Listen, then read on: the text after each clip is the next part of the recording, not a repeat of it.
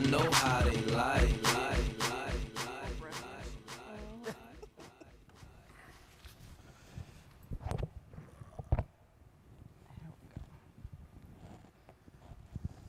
Two or more gathered.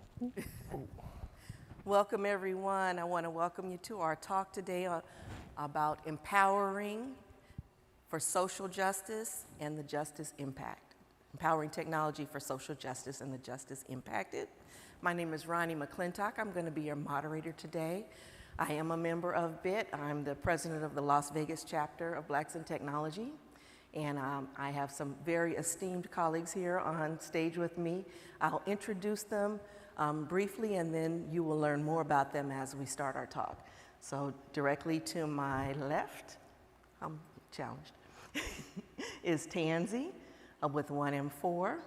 Then we have Mr. Divine. We have Dr. Fallon, and we have Jazz. So. And again, you're not here you didn't come to hear me, so I'm gonna let them introduce themselves and tell you about their organizations. Wonderful, good morning, good morning.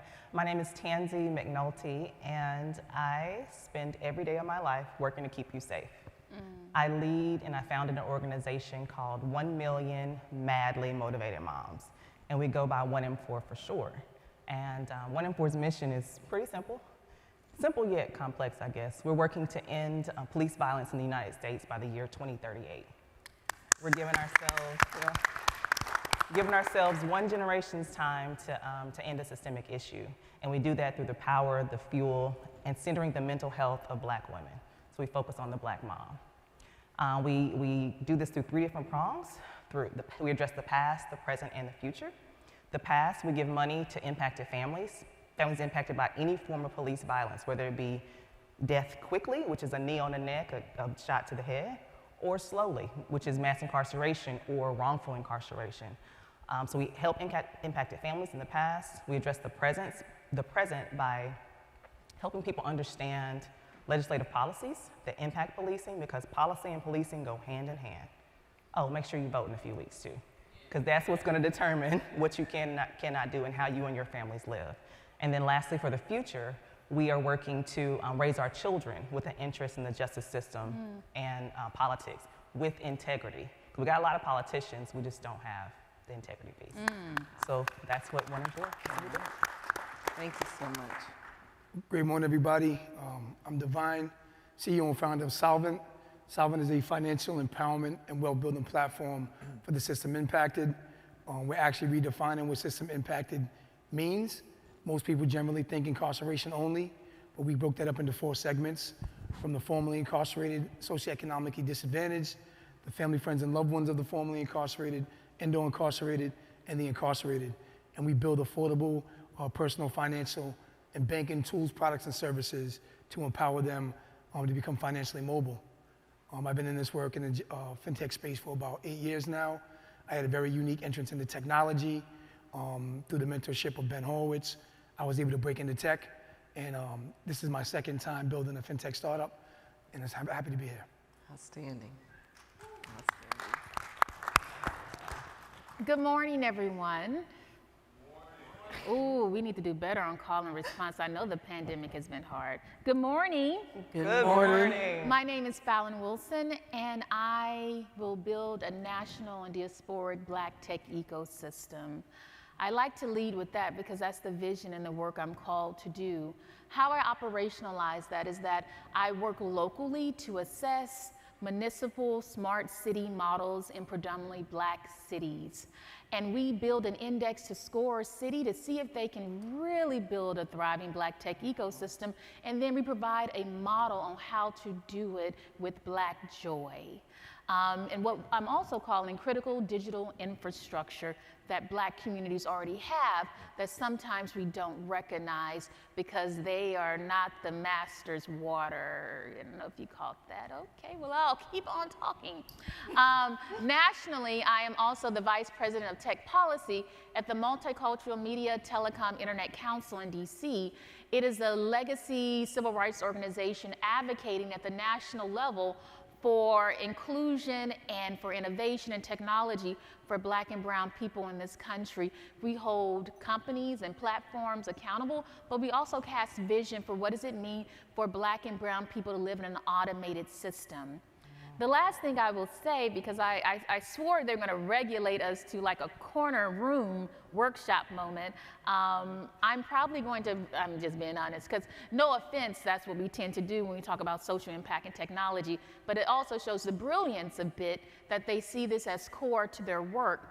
My remarks will primarily talk about critical Black digital infrastructure, in particularly African American churches, as the missing conversation partner in how we build automated futures. You can clap for me. Awesome. Yes. Hello, I'm thrilled to be here. My name is Hampton. I'm here out of Minneapolis, Minnesota. My background and what led me to what I do today, which is I'm the CEO and co-founder of TurnSignl. I have a computer science major. Then I went to law school. When I was in law school, I was a public defender. And then I had a lot of student loans, which we were just talking about. So I went and worked in corporate America as a civil litigator, defending large companies like Ford and Sam's Club when they were being sued. And I was director of diversity inclusion, over 300 employees in 15 states, and I was doing all of these things. I was teaching a law class in Minnesota, and then George Floyd was murdered about 4 miles from my house. And prior to that, Philando Castile. And I was on so many panels like this of people saying, what are we gonna do? And I was pontificating, I would maybe even say, and coming up with these long-term strategies. And then I met with my 2 co-founders, Dre and Mike, 2 Black men also from Minnesota, and we decided to build a platform called TurnSignl, which is live today in 10 states and will be live in all 50 states in early 2023. TurnSignl is an app that everyone in this room or watching on TV or on the screen should have. You download it, and when you're driving, you press one button when you're pulled over, and it instantly starts recording with your front-facing camera of your phone, and within 10 seconds, there's an attorney on the screen on a video conference with you 24/7, 365 to fulfill our mission, and our mission is simple: to protect drivers' rights, to de-escalate these roadside interactions, and third, most importantly, to make sure that everyone returns home safe at the end of every day. So that's us, and that's TurnSignl. That was amazing. Wonderful. So as we're here at BITCON, talking about technology and how it impacts all aspects of our lives, and talking specifically about social justice, can you share a little bit about how the technology that you use enables you to be successful? Which technologies are you using, and how does that help you to be successful? I'll start it. Thanks. Okay. I'm looking. So we're a national organization. We were founded back in 2018, but we knew it was an issue with law enforcement, policing in the Black community. But in 2020, I guess the rest of the world, people outside of our community, kind of saw it, and we used technology to video conference for the women across the country, across the 4 time zones, and then recently we partnered with an organization called Angel Tech, and that's spelled ANJEL Tech. And what it does is Angel Tech gives all of our members, and even anybody with the iOS or Android, access to personal security devices. So it turns your cell phone into a personal security device. So if you feel unsafe in a law enforcement interaction, walking home from the park, whatever unsafe situation you feel in, you swipe to the right, and it starts to live stream what you see and hear. And it live streams it to your other loved ones.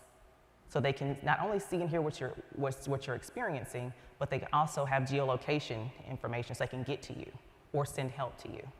And so it gives peace of mind to our mothers to be like, I have a college student, or I have, my spouse is driving late at night. They feel safer because they have essentially a mom in their pocket. And then if you're just a bystander, meaning you're witnessing someone being harmed by racism or law enforcement or just any form of violence, you swipe the other way and it just records. And the reason why the recording feature and the geolocation feature is important, because it saves it to the cloud. So whether someone gets your phone and breaks it, it does not matter because they already have it saved to their phone. So we use technology in that way to promote safety. We also use it, I know within just a few hours when someone is harmed by law enforcement, people tag us. They tag @WeAre1M4. Like, did you see this? Did you hear about this? So being able to see in real time when things are happening, and we can let people know, hey, this lawyer's in your state, they can help you with this. Don't talk to certain people because it's gonna mess your case up. Like we can just kind of offer that guidance to the mothers or to the people who are fighting for accountability. Awesome, awesome. Great, great. Good Thank you. work. We can just go down the row if Okay. it's okay. Yeah, so specifically we use financial technology, banking as a service, what they call BaaS.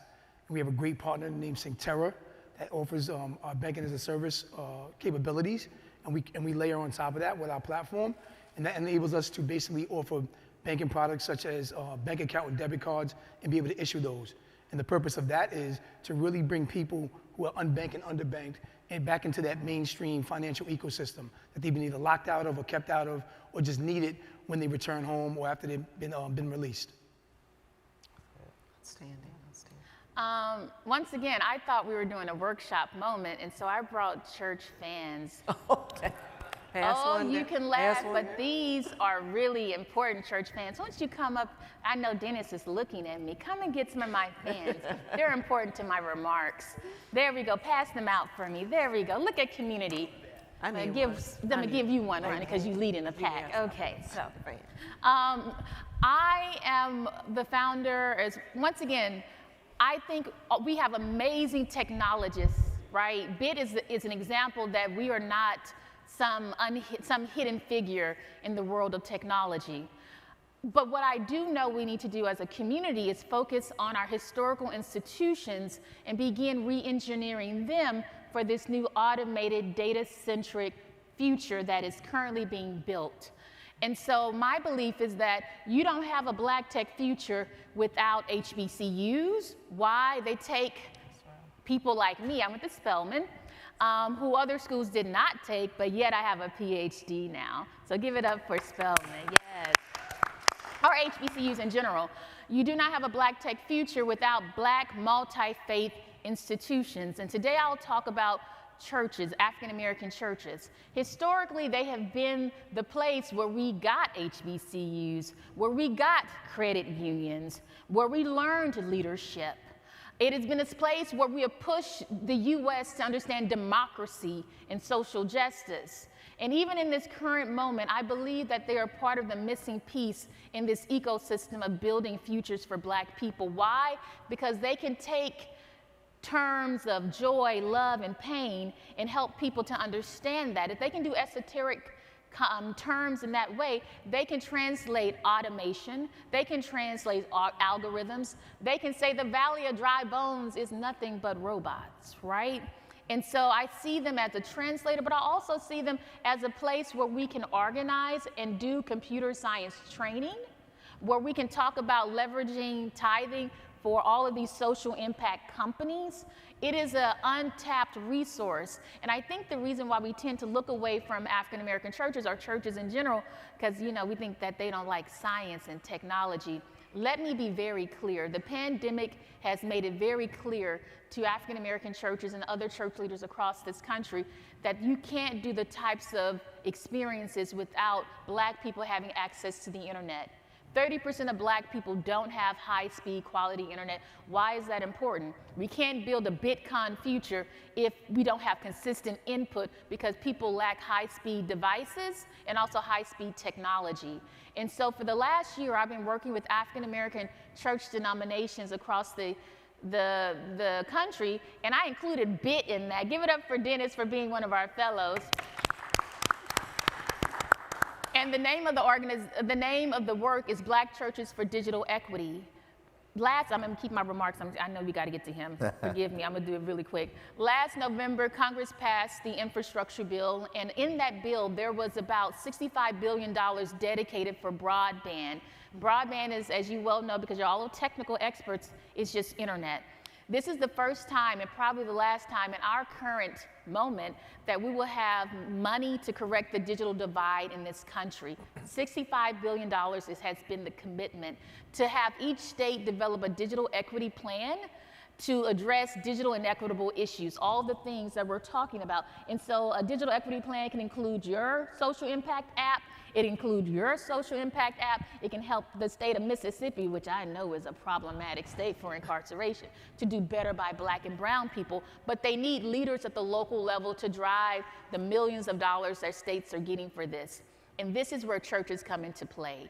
I said that because they are trusted, say, anchor institutions, Anchor institutions. That is a good federal word to know because there are only certain ways we give appropriation of dollars in this country. We give them to states and we give them to anchor institutions in cities. And we see faith-based institutions as being a potential source for the $65 billion that is coming. And so I will end my remarks and simply say, because we'll get more into it, is that I see BITCON, I see BIT chapters being connected with many of our churches who have been educated about digital inequity and automation, and we educate them about media disinformation, being part of a micro ecosystem to build a type of, wait for it, mini Wakanda. Yeah, it was not a good laugh. I'll be in the city. I appreciate that. Thanks. No, you know, when I think about technology, especially coming from a background in technology personally, and TurnSignl, again, for those who might not have heard, is an app that connects you to a lawyer instantaneously on a video conference when you're pulled over. Our name is TurnSignl, it's spelled without the A. And people always think that's like a marketing reason. The reason we actually did that is because there's a lack of access to justice in the sense of people having a lawyer. It's not very often, especially for people of color, that they have a lawyer on demand that in their cell phone they can call all the time. And that lack of access to justice is really important to me. When I was a public defender, when folks would be incarcerated and they'd come through the door and I'd be the first person they'd see, I'd often be the first lawyer they had ever talked to in their life, right? We need to change that in our society, in our community. And so technology now has the ability to do just that. We can connect you with a lawyer instantly. And then the next part of access to justice is access to finances to do that. TurnSignl is free to anyone. If you download it, the first thing we ask you is how much, if you make over $40,000, and if you don't, not only do we not charge you for the service, we won't even take your credit card or debit card information. We refuse to do it. We want to live up to that mission of making sure everyone can get home safely, and to do that, we have to ensure that you don't have to choose between buying a set of formula. I have 3 children, 5 and under, so buying formula for your kids or having an app to make sure that you and your kids feel safe when you're driving every day, right? And I think that technology in our respect is what allows us to connect you to an attorney and allows us to do it at low or no cost for you at all times. So it's really important for us from the technology standpoint. Outstanding. Wonderful. So I guess one of the last topics we want to talk about is, can you share some of the obstacles that you had to overcome to get to this stage in your organization? So for us, so I consider us more community empowered by technology. Like we're your customers. We're looking for what have you created that can help keep us safe. But the biggest obstacle in the community space was really within me as the founder, honestly. Being able to believe that a girl from Mississippi, I'm from the backwoods, and like way back, Blue Mountain, Mississippi, a girl from Mississippi can end a systemic issue. Wow. Someone who doesn't necessarily look like your standard activist. Like, I'm not the one you call when you want somebody with a bullhorn. I'm the one you call when you need some inside things done. You need some calls and connections made. Just believing that I could do it. I could step away from the good job. You know, my family, you had this good benefits, good job. You gonna leave this to start this? Yeah. So the biggest obstacle is getting outside of my own mental mindset to say that I could do something different with my life. I don't have to stay in corporate America for the next 20, 30, 40 years. I can decide I want to create something else, protect other people, and bring my homegirls along with me. Awesome. Yeah, Right. and for me, it's always been that learning curve, right? I'm somebody that had an 8th grade formal education, a decade of incarceration, no tech background. But yet I was still able to break into one of the highest levels of Silicon Valley venture capital and set my life on a trajectory for certain success. And with that being said, I was able to gain that awareness, the access, the opportunity, the mentorship, and then I learned about the frameworks and the pathways to set myself on this trajectory to build Solvent to be successful. And again, this is my second startup. So the first time I learned to fail forward. There were lots of obstacles because I wasn't the typical Silicon Valley type, if you would. I didn't go to Yale or Harvard or Stanford. I wasn't a white male. So I wasn't highly educated. Not only to have the strike against me of not being highly educated, but also being formally incarcerated and being black. So those are some of the obstacles I faced, and I guess you can imagine from that. That has been a long journey.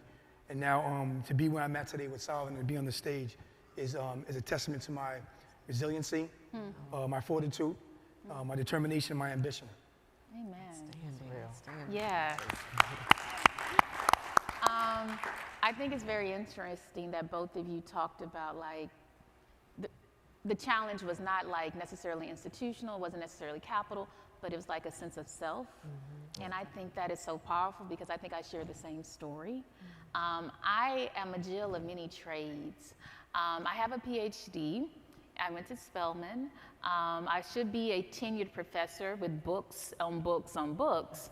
But I decided not to do that because I really wanted to figure out how to operationalize my research so that it would have social impact for our community. Okay. I've hopped around working with historically Black colleges in technology. I've hopped around working with venture capital and tech companies and startups. I've hopped around working at making tech companies be accountable for their attrition and retention rates of Black technologists. I now work in government, and it's so much funny because my family be like, Fallon, what is your job?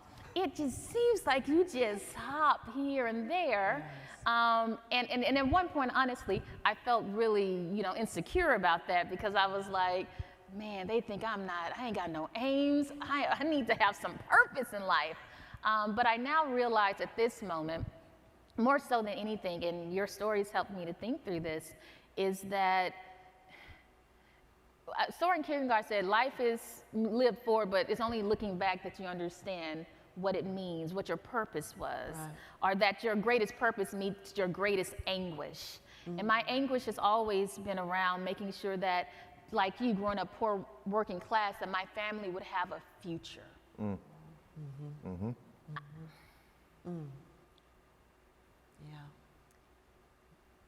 I'm sorry. It's all right. It's all right. I really am. This is deep. I'm usually a better public speaker than this. But all that to say that things come full circle. Looking back, when I can tell you I can see an ecosystem approach to solving digital equities, but also promoting a future of Black joy, every step of every new experience I've had the last 10 years has shown me how to build. Enough for me to tell you at this very moment that faith institutions matter to algorithmic justice, matter to jobs and equity for our people.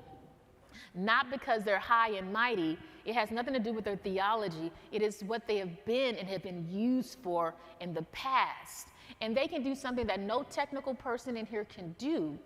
They can translate this world. You can't have a future where bots are working alongside humans and people are being able tracked with data without people being able to have choice. And you don't have choice unless they understand the world they live in. And so we need to figure out, for me, for my story, and the challenge has always been getting people to see the need for institutional building of people and not just technology. And I had to get that myself, and believing that somehow the universe or God or the ancestors had allowed me to see everything and to believe that I could do it.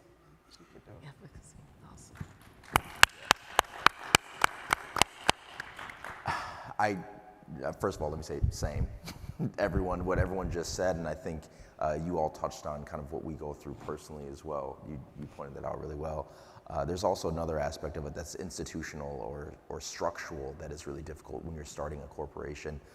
As a startup, the numbers just came out, I can't remember how dismal it was, the billions of dollars that were given out to founders, and by given out I mean invested into their companies, and Black founders receive far less than anyone else, and most people think far less, it must be about 5% or maybe 3%. It's far under that. In fact, in Q3 of last year, it was under 25%, or 25 parts of 1%. There we go. Yeah. Right? It's less than a quarter of a percent is what is given to these founders. And what I always say in these moments, and I struggle to articulate because it's such a large problem, is there isn't an understanding or thought that 1% of the great ideas out there are from Black folks. It's that 1% of those people are being heard. And that's the most difficult part for me. If you really think that you can't walk through Spelman or Hampton or any of these institutions and find incredible entrepreneurs that are building something incredibly sustainable and growable, you're wrong. there are so many bright minds that we can invest in that do not get invested in. Maybe it's because they're in the wrong room. They don't get to Silicon Valley like so many of us. They're from Minnesota, where people aren't running to invest because it's a little cold over there sometimes, right? There are so many barriers to entry from a financial standpoint that structurally were really difficult to get over. And to underscore that, people of color, especially black people, are incredibly under-resourced from a generational wealth standpoint. That's why what you just said really hit for me. My dad is from Gary, Indiana. He didn't grow up with anything, and when he gave birth, or he and my mom gave birth to their 4 children, they didn't have all the money in the world. They weren't paying my college tuition because they couldn't. They were struggling to get me there, and they didn't have money to invest in my company. So where does that money come from? It has to come from other resources. And that is what I found to be most difficult as we started our organization. Where do we find the money to build a technology that costs $750,000 to build? Right. Where do you get the money? And if we can't find a way to break into that area to find more resources, to get more funding in, and I will say there's great people doing it, Black Venture Group and so many other groups that are investing in corporations that are led and founded by black folks. But I think that was the biggest challenge for us is where do we find the money to build something so ambitious and so large? Outstanding. Awesome. So you all have heard these incredible stories. I want to take a moment to pause right now and learn if you have any questions you'd like to ask the panelists.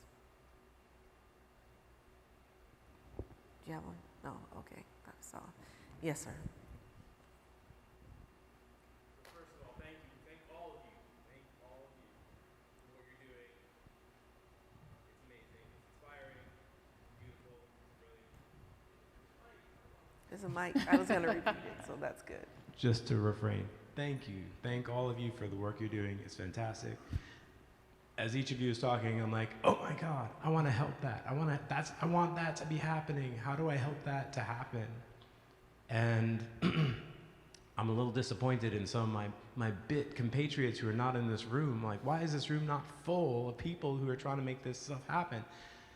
But I think to phrase it as a question, where are places that we can look to help? So I'm in Oakland, California. I've been building websites since 1996. I've got plenty of skills. There's lots of stuff I can do. There's lots of time I can invest. It's hard to do it sometimes from far away. So I'm not that close to where each of you is. But where should I be looking to find the equivalent organizations? Or are there ways that I could be helping each of you? And similarly for other folks who are in the room. Can I jump in? You know, I love that question because, number one, thank you for acknowledging the greatness of the panel because the stories are so, storytelling is, to me, is a type of value proposition unto itself. So being able to acknowledge that is super important. My thought is, and I know Dennis be looking at me, but I'm gonna say it because I believe you cast vision anytime you have a moment. I see, oh, he didn't left, so I'm talking to an empty chair. He's wandering around. Oh, he can hear me this. What I see is that the Black and Technology chapters across the country would begin building as an anchor institution of itself to begin at a type of agenda around supporting not only social impact entrepreneurs as each of these individuals are, but also working alongside HBCUs and faith-based institutions to form a type of cornerstone to do larger work so that we can connect you directly to the needs within a municipality or across the chapters. And the way that I see that working in some ways, man, I'd be like, God is so good. The way that I see that working is really about, I never ascribe to belief that there are no technologists. I've never ascribed to believe that we don't have Black genius, but everywhere around us tells us that we are not here. My challenge is the alignment of these types of institutions within a city and showing that, I'll be honest, to your point about venture and the work and the research work I did there, it was so demoralizing. Yes. Right? That I no longer look to venture or to corporations or even sometimes the foundations to save Black people. I think what we have been missing is that what we have been waiting for and doing the type of alignment of institutions within cities. I put more money there because they're going to advocate for us irrespective if you have capital or don't. He said, I'm not going to take your money. I'm going to help you. And so I would say if you want to help, connect with BIT, because the larger model, and I know Dennis and Greg are like, Fallon, we always up in our business, is to see BIT and other organizations like Black Girl Ventures or HBCU VC or the work of these social impact entrepreneurs as types of building stones in cities across the US that you can directly fund. Mm-hmm. But we need anchors. How do you have mass change and social movement? We need things on the ground that can move in this way. That would be my response. Go ahead. I want to take this one. So I want to, for you specifically, you're in Oakland. We're a 501c3 organization, right? We're fiscally sponsored, and our fiscal sponsor is Movement Strategy Center out of Oakland. So we have the Oakland connection. But I'm looking for help. Like I need help. Specifically on, you mentioned website. So our website, it's okay. It's 1m4.org. But I would really like to do, we the moms, a couple years ago, well, last year, we got on our phones. So we know that up to 25% of those killed by law enforcement are having mental health emergencies, right? So we want to move those 25% away from a law enforcement or a criminal response to a medical response. So we got on our phones, we got on social media, we reached out to our network, like, hey, who do you know that's a community response team or a mental health or mobile crisis response team? Started out with 34 units, ended up with over 150. And we were the first organization to put this out for free, not connected to the government. And so for that directory that's on our site, like it's nice, you can scroll down and find your state, find your location, but I would love for it to be more user-friendly, so all you UX people who do that type of stuff, like help me, I want help. Because I'm asking you right now, after we leave here, come talk to me, I want your help in making this website more user-friendly so people, they know who we are, they know if someone is hurt by any form of violence, you come to 1M4. We got you. We're going to figure it out. We're going to work through this, and we're going to stop having so many cases later on. But all you technologists, I know nothing about all the Pythons and the CTTs and all that type of stuff. What I need is your help. I'd like to, Very clear. I'd like to add on to that. Great question, but even a greater offering. Being a startup founder is not easy. Building a startup is not easy. Building a small business is not easy. So it's great, especially for Black founders, right? Even more so. So to have anybody that wants to contribute and assist and be forthcoming with their talents, their skills, their abilities, and not look for anything in return for that, besides the satisfaction that they're helping, is great, and that's huge, and it's always needed. So like she said, the same thing. Reach out to us when we're off the panel, and if you want to help, please, we need your help. Absolutely. I mean, y'all could create a Black Genius Fellowship Fund nationally to be able to fund social impact entrepreneurs en masse. I mean, because I'm not gonna lie, you do the individual thing, but I always want to do collective engagement because I help you, but we need larger dollars, a fund, an endowment, a genius fund, and searching out everyone across our states that supports the building of Black tech futures. And so I am for the individual, and I think we get your money, get the hustle, but I'm gonna have to always just push us a little further and say that we need collective dollars and collective vision moving forward to help all four of us to move forward. Agreed. And when we started TurnSignl, the phrase that I used a lot, because again, I was on panels asking how do we solve this problem of folks dying during interactions with law enforcement.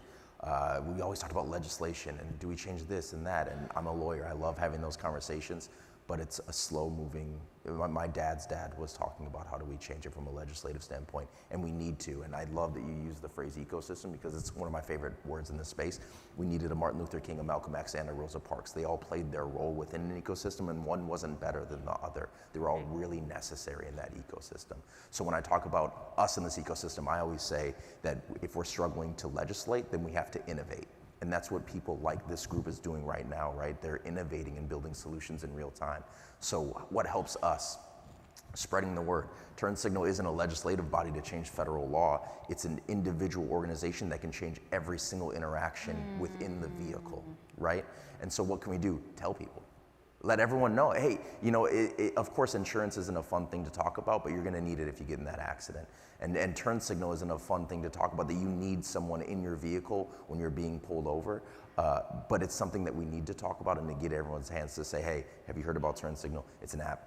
There'll be an attorney on the screen with you when you're being pulled over. Spreading that word is what I always say is most important, whether it's a tweet, a LinkedIn post, or a Facebook message, or a text message of the app. That's what I think is most important, because again, it's a from the ground up solution that we really need to tell everybody about.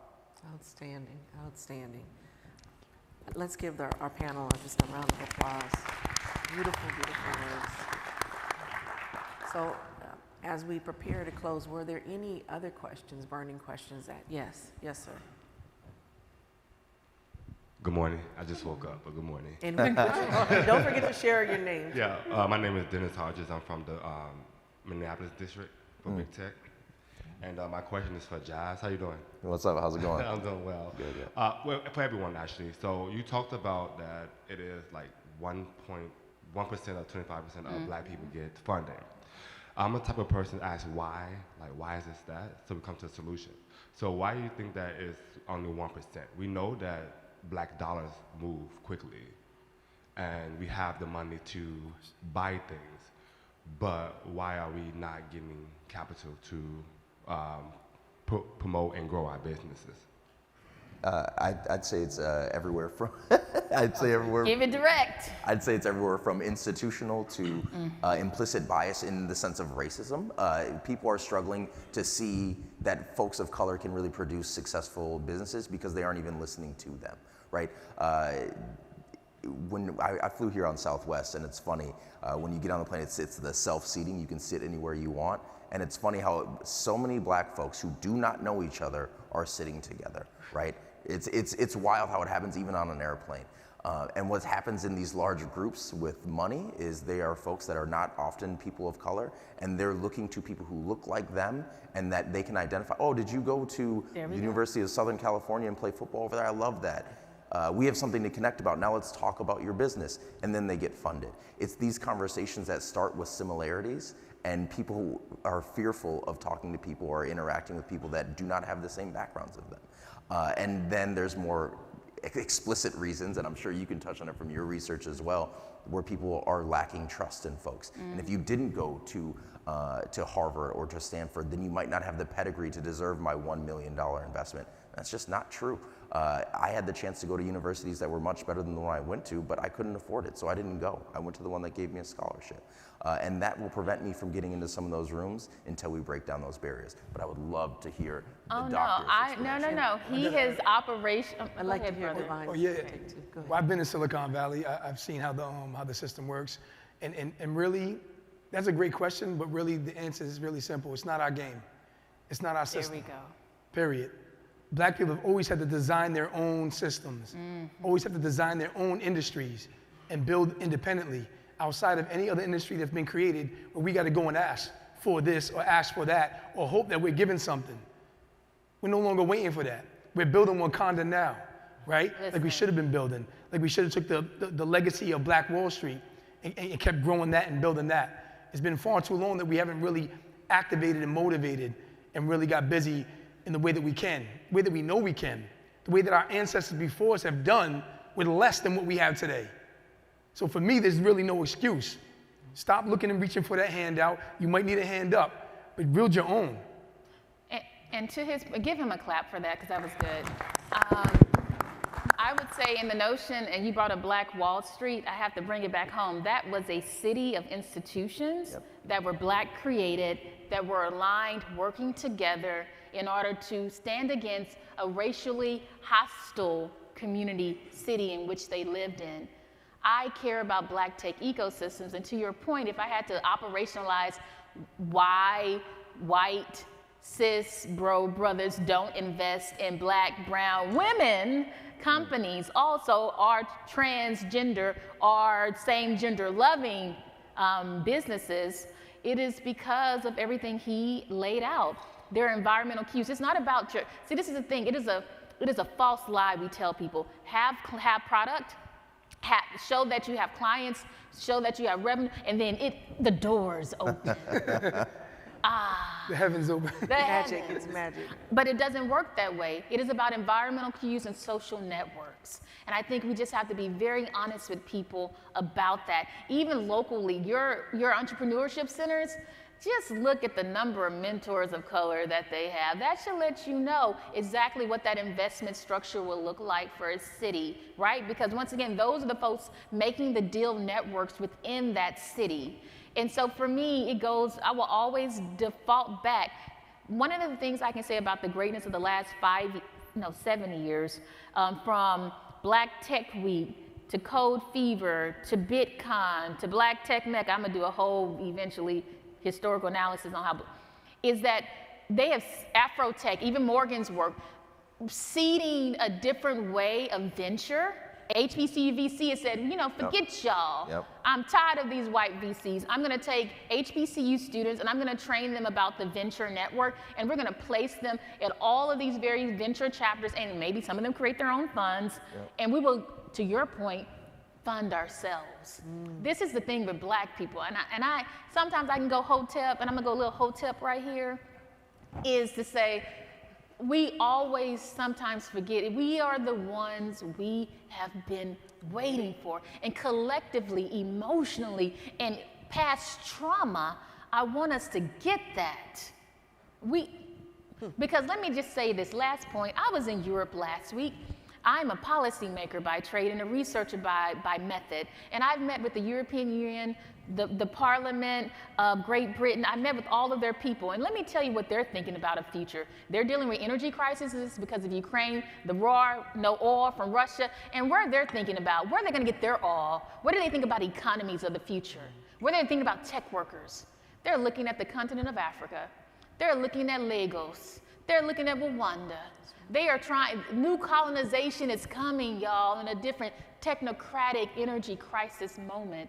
But I can't get my Black people in this country to think about how we work together across institutions in order to one day think of a diasporic vision for an automated future for Black people. Okay. But I'm gonna stop there. Okay. Outstanding, outstanding. Are you raising your hand because you have a question? Okay. Yes. Real quick, Ronnie, what's up? Okay. So good morning, and thank you so much, Dr. Fallon. I feel like we're connecting just automatically. I love everything that everyone is talking about. I'm all about social justice. You see my shirt, activation is the new Black, advocacy. But definitely, my question is, and just the whole point of taking it back, because I'm gonna reach out to all of you. I wanna connect with you, all of you, and I wanna help all of you. Definitely, so we can create the Black ecosystems. So I'm actually the Virginia chapter president for BIT here, advocating and definitely supporting everything Dennis is doing, and Greg, and definitely even my business is called Black Systemic Equity Incorporated. Black Systemic Equity, and because the one thing that we want to make sure is that we create Black ecosystem builders. We want to create Black equity activists. And so definitely as we come together, and I love what y'all doing, my thing is questioning the accountability of the implementation of everything that you're doing, meaning the police, all the things, the accountability implementation of those different things, and then the data-driven change. Data is out there, we have people being killed, the data is there, but we want to see the change, the corporations that are promising the funding, the promise of the hiring, all those different practices, that data. And then the last one is the economic collective impact. How do we look at generational change? How do we look at it now? And we want to make sure it is impacting the next 4 or 5 generations. We have 5 generations past 400 years. How do we look at the future of 400 years? How can my daughter make sure that she is living for her next grandkids and it is empowered? So everything you're doing, I just want to say, I'm sorry. I love y'all. Thank you. Thank you. So, all right. He touched on the accountability piece. So it's accountability, data, and equity systems. Economic system. Economic system. So the accountability side, we first have to move from a mindset that law enforcement has to be in every part of our lives. Like we have it in the mall, the schools, literally everywhere, traffic, everything. And when it comes to accountability, we have to make sure that we're actually holding them accountable and that they're not accountable to themselves. They self-investigate. Who else gets to tell them if they harm someone, gets to report on that harm? We have the people who are doing the harm writing the reports. That's problematic. So holding them accountable to a civilian board that actually has power A lot of the civilian boards right now, they really report to them. So it's still self-reporting, and the system is set up to sustain itself. So honestly, I'm an abolitionist.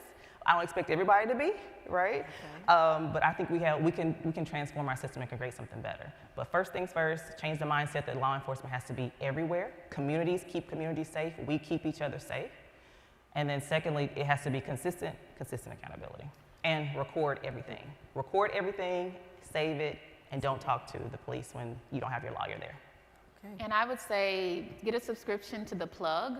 Sherelle, she spoke yesterday, but what I love what she's doing, she created the first like really serious data investigative journalism work on chronicling like the various from venture all the way now up to HBCUs and technology. She is holding her company is holding these larger tech companies accountable for all of the pledges that they made during the pandemic and during George Floyd, right? And she's doing other type of amazing data journalism work. So that is a Black-owned company that needs all of your support to keep doing the type of research work that I love working with them on. Awesome. I think, Chama, I think generationally, to change how things are, it's all about I look at knowledge as the epitome of freedom, right? Knowledge, information, and access. And again, that awareness, we make sure that we give that and instill that in our children. We instill it into our communities to make sure that's passed on. And the more that's passed on, the better we're going to become. Ashe. Standing. For passing to generations, I think about that too. And again, when you get emotional, I think, but like I went to law school, so I can help people and do other things, blah, blah, blah. But I was also like, let me get a good job that can pass on wealth to my children so they can continue to be successful. And what I see when I left my good job to do this work, that was one of the first things I thought of. And I thought, wait, not only can I leave and do this and build that generational wealth, I can do it for so many others, because guess what? If TurnSignl does become wildly successful, the first thing I'm doing is starting that Black Venture Fund. And that is who I'm going to be funding, because I see in this ecosystem that there's so many people that need that opportunity. And so that's how we build it. And then how do I get there? We ensure that from the advocacy standpoint, my brother went in Minnesota. It's part of the reason I do this work as well. My brother graduated from a law enforcement program in the state of Minnesota. And for several reasons, which I don't have time to dive into, he never became a police officer. Or he started and immediately left and moved out of the state of Minnesota. I know that there's an accountability issue that was really well documented earlier just now.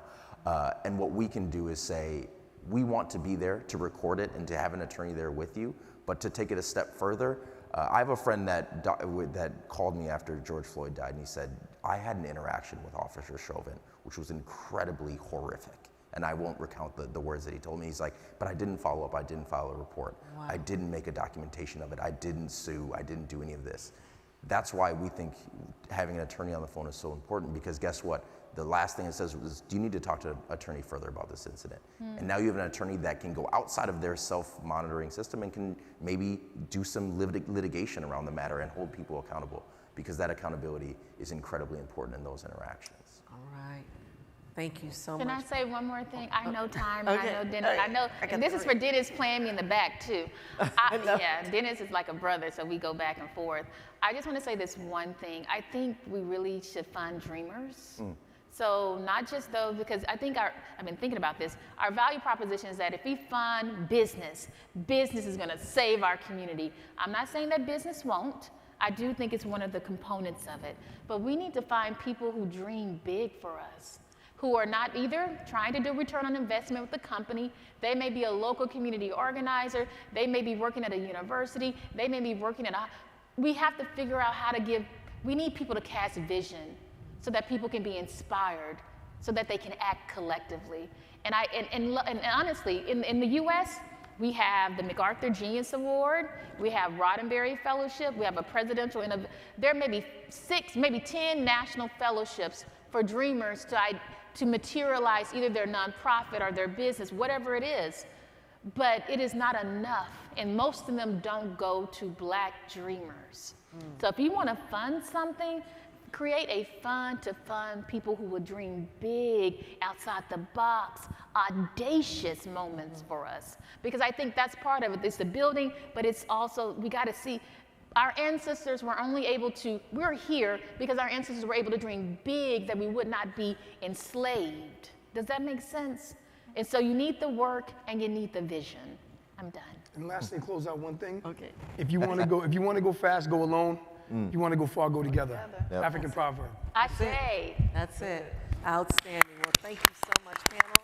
Thank you, audience. Our time is up.